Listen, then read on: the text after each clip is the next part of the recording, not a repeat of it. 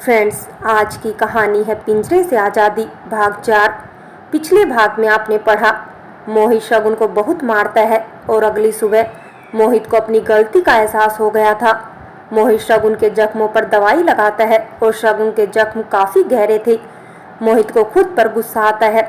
मोहित की आंखों में आंसू देखकर शगुन सोचती है, मोहित को जानना बहुत मुश्किल है। खुद ही जख्म देता है और खुद ही मरहम भी लगाता है। मोहित शगुन से माफ़ी मांगता है और उससे वादा करता है कि वो दोबारा कभी ऐसी हरकत नहीं करेगा।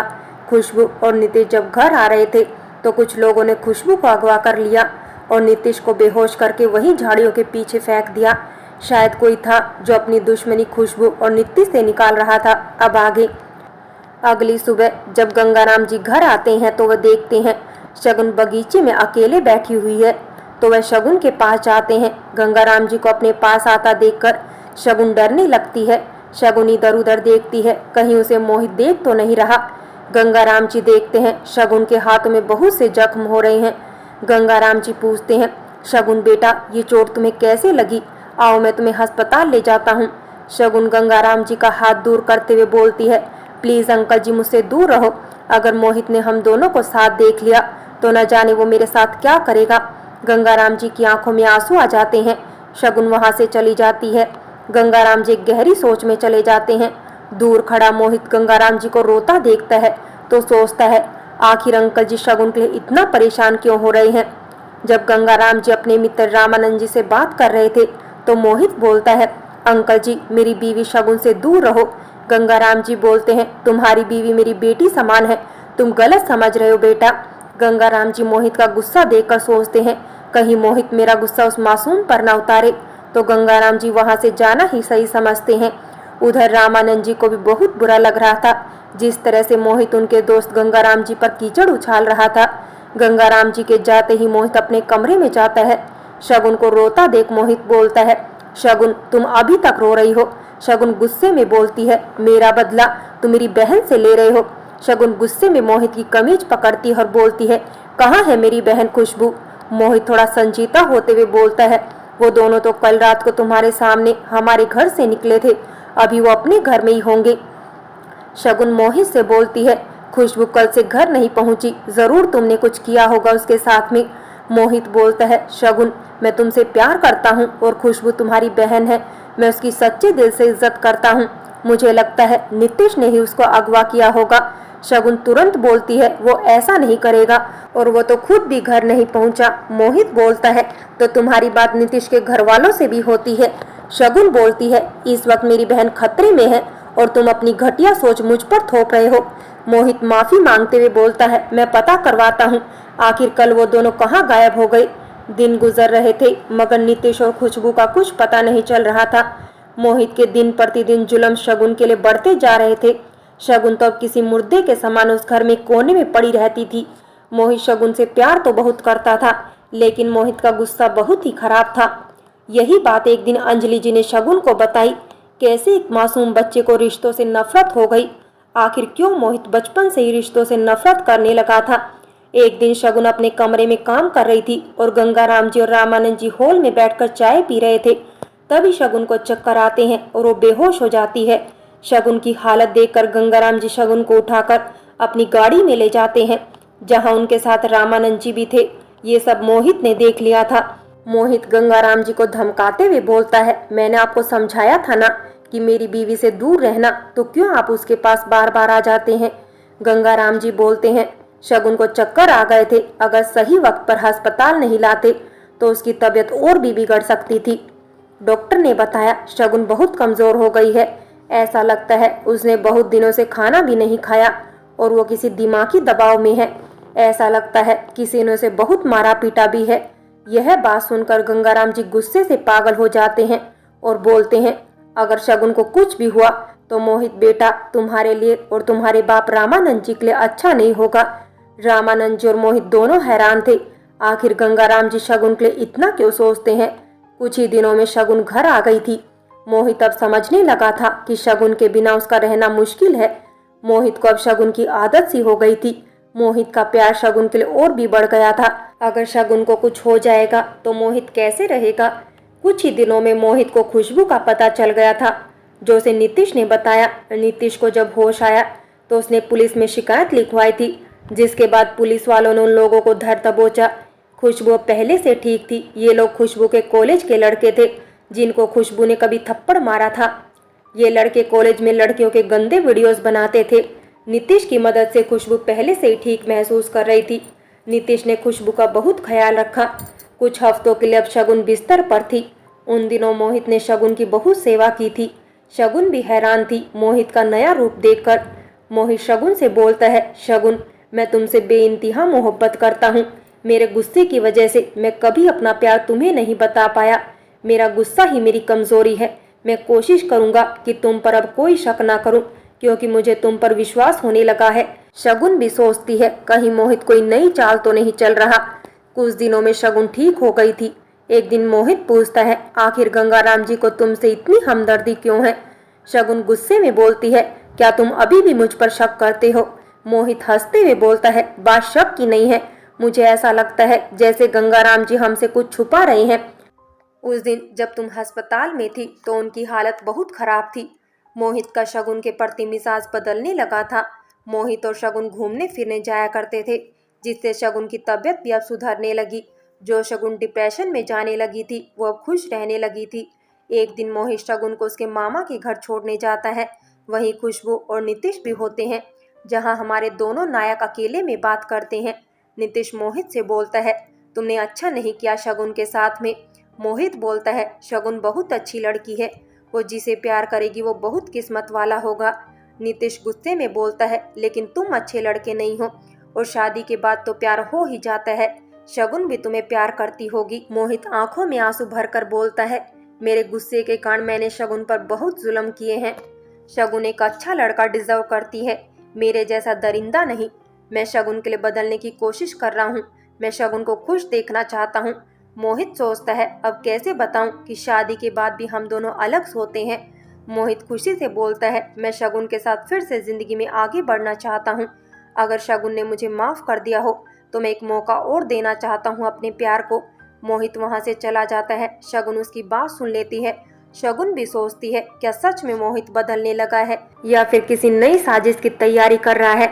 नीतीश शगुन को देख लेता है। नीतीश शगुन से बोलता है, अभी भी मौका है शगुन, तुम मोहित से तलाक ले लो और मुझसे शादी कर लो। मैं अभी भी तुम्हारा इंतजार कर रहा हूँ।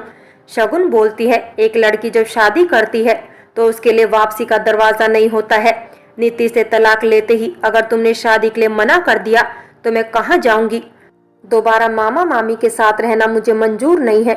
नीतीश, मैं चाहती हूँ तुम भी अपनी जिंदगी में आगे बढ़ो और मुझसे अच्छी लड़की से शादी करो। शगुन के मामा और मामी शगुन से बोलते हैं, हमें पैसों की जरूरत है बेटी, हमारी मदद कर दो। जब शगुन मना करती है तो वो लोग शगुन को धमकी देते हैं कि उन लोगों की वजह से शगुन की शादी हुई है। शगुन हंसते हुए बोलती है, आप लोगों ने मेरा सौदा किया था। अगर आप लोग वो पैसे मेरे ससुर को वापस कर दो तो शायद मैं सोच सकती हूँ उन्हें छोड़ने का। तभी खुशबू बोलती है, शगुन, मुझे तुमसे कुछ बात करनी है। खुशबू अकेले में शगुन को बताती है। नीतीश ने जब पुलिस को बताया मेरी किडनैपिंग के बारे में तो पुलिस ने ही नीतीश को जेल में डाल दिया मेरी किडनैपिंग के लिए। वो तो अच्छा हुआ मोहित जिया जी का कि नीतीश को जेल से निकाला और मुझे उन जालिम लोगों से बचाया। मोहित जिया जी ने ये बात किसी को नहीं बताई। उन्होंने जो मेरी मदद की उसको भी उन्होंने पुलिस की कामयाबी का नाम दे दिया। शगुन सोचती है, क्या सच में मोहित बदलने लगा है? शगुन सोचती है, अगर मोहित के गुस्से को भुला दिया जाए तो मोहित एक अच्छा लड़का है। क्या सच में मोहित मुझसे प्यार करता है? मोहित के जुल्म की वजह से शगुन को विश्वास ही नहीं हो रहा था। इसी वजह से शायद शगुन के दिल में मोहित के लिए नफरत थी। इसी बीच वहां गंगाराम जी आते हैं। शगुन हैरानी से बोलती है, अंकल जी आप यहाँ? गंगाराम जी को देखकर अनिल और वर्षा के पसीने छूट जाते हैं। अनिल बोलता है, जिया जी आप यहाँ कैसे? शगुन हैरानी से गंगाराम जी को देखती है और कुछ बोलती है। उसे पहले ही गंगाराम जी हामी भरते हैं। शगुन बोलती है, तो क्या आप मेरे पापा हैं? गंगाराम जी बोलते हैं, हाँ बेटी, मैं ही तुम्हारा पिताजी हूँ। वर्षा और परवीन ने मुझसे झूठ बोला था कि एक हादसे में तुम्हें खो दिया है। इसी गम से तुम्हारी माँ हमें छोड़कर चली गई। कुछ साल बाद मैंने दूसरी शादी की जिससे मुझे एक बेटा भी है। उस दिन जब मैंने तुम्हें देखा तो मुझे तुम्हारी माँ मीनाक्षी की याद आ गई। मुझे ऐसे लगा मानो मीनाक्षी मेरे सामने आ गई हो। मैंने जब तुम्हारे बारे में मालूम किया तो मालूम चला तुम मेरी ही बेटी हो। मेरी बेटी शगुन, इसलिए मैं उस घर में आता जाता रहता था ताकि तुम्हें देखता रहूं। मोहित थोड़ा गुस्से वाला है लेकिन दिल का बहुत अच्छा है, वह तुम्हें खुश रखेगा। मैं बात करूंगा उससे, मेरी बात कभी नहीं टालता है। शगुन रोते हुए बोलती है, पापा जी आप ये बात बोल रहे हो, आप तो जानते हैं ना कि मोहित मुझे जानवरों की तरह मारता है। गंगाराम जी अनिल और वर्षा को बोलते हैं, अभी शगुन का बाप जिंदा है, शगुन की जिंदगी के फैसले मैं लूंगा, ना कि तुम लोग। गंगाराम जी शगुन को लेकर घर आ जाते हैं। घर में शगुन और गंगाराम जी को साथ देकर मोहित बोलता है, अंकल जी आप मेरी बीवी से कुछ ज्यादा ही हमदर्दी करते हो। गंगाराम जी मोहित को रोकते हुए बोलते हैं, इससे पहले तुम ऐसा बोलो जिसे सुनकर मैं खुद की नजरों में शर्मिंदा हो जाऊं। मेरी बात सुनो मोहित और मित्र रामानंद, ये मेरी बेटी शगुन है। रामानंद जी हैरानी से बोलते हैं, कौन बेटी? गंगाराम जी बोलते हैं, रामानंद यह मेरी और मीनाक्षी की बेटी है, जिसको बचपन में हमने उसके मामा के पास छोड़ा था। लेकिन उन लोगों ने हमसे झूठ बोला था कि मेरी बेटी मर चुकी है, लेकिन मेरी और मीनाक्षी के प्यार की निशानी मेरी बेटी जिंदा थी। रामानंद जी बोलते हैं, फिर तो हम दोनों रिश्तेदार हुए, चलो आओ गले लग जाओ। गंगाराम जी की बात सुनकर मोहित भी अपनी नजरों में शर्मिंदा महसूस कर रहा था, अनजाने में ही सही, लेकिन मोहित ने बाप बेटी के रिश्ते को गलत तरीके से देखने की कोशिश की थी। गंगाराम जी गुस्से में बोलते हैं, बहुत जुल्म सह लिया मेरी बेटी ने, अब उसका बाप वापस आ गया है, मैं अपनी बेटी को एक पल नहीं रखूंगा इस जानवर के साथ में, शगुन यहाँ नहीं रहेगी।